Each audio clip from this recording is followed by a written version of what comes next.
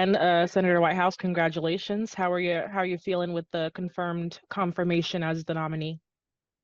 Thank you. I'm feeling terrific, as you can imagine. It is a very good feeling to have such support from Rhode Island Democrats all around the state.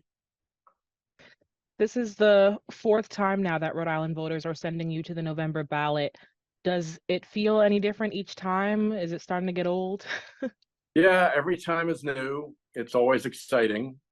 And there's something very, I don't know what the right word would be. Whatever word it is, it's a corny word. But there's a very special feeling about that many people putting their trust in you to carry the party banner forward into the election and then work for them in the years ahead. It's, again, the right word does not come to mind, but I can promise you it's a good corny word. And say also that Associated Press has officially called Patricia Morgan as the Republican nominee and your official challenger going into the general election. How are you feeling about that battle for the next couple of weeks? Well, in the same way that in this primary election, at the end of the day, was between me and Rhode Island voters, and honoring that relationship and being true to them and to myself.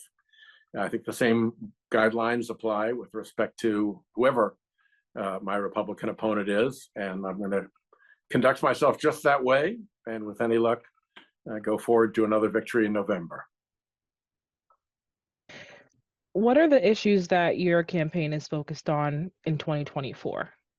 Well, a lot of it has to do with economic fairness. There's an awful lot of stress on regular families, and a lot of that stress emerges from pretty nasty politics in Washington.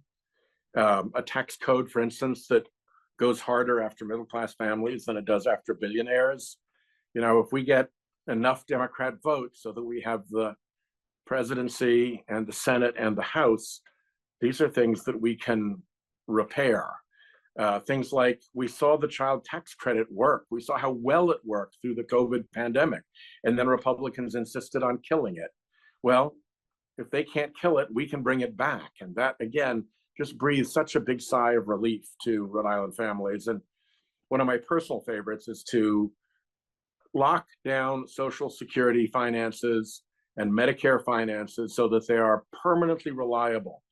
And the younger families looking around at their futures, they can just cross off their list. Is Social Security going to be there for me? Is Medicare going to be there for me? Again, we can do that. The money is there. It's just a question of trying to knock back the special interests and the big corporations and billionaires who don't want to pay any taxes. When I watched your official campaign video, you mentioned how much you love when voters approach you at the supermarket or on the street and want to talk policy with you.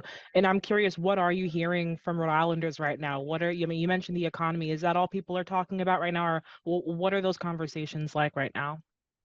Well, I've got a particular line of work that I've been focused on that is a little bit mine alone. And it has to do with cleaning up the mess at the United States Supreme Court, which I think after the Dobbs decision undoing Roe versus Wade, people understand that's not just some like technical legal thing. It's really affecting their lives. It's actually wrong. And then my fight against dark money. I think dark money is corrupting our political system, and voters deserve to know who's behind the big spending. If you can't stop the big spending, at least let voters know who the heck is behind it. And that's just wrong. So a lot of people know of my work in that. And so I very often get questions and encouragement about that.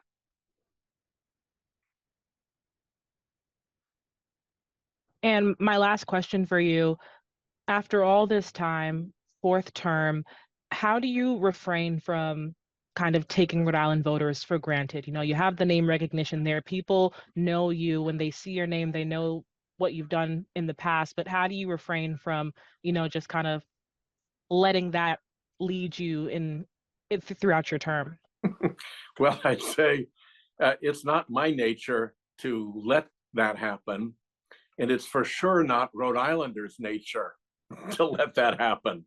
It's one of the great things about representing a small state where you're up close with people all the time, is that, you know, in that movie Lincoln, he described how he let people into the White House to get his reality bath. Rhode Island is a nonstop reality bath for people who serve Rhode Islanders in the political world, and it's one of the things that I love about it.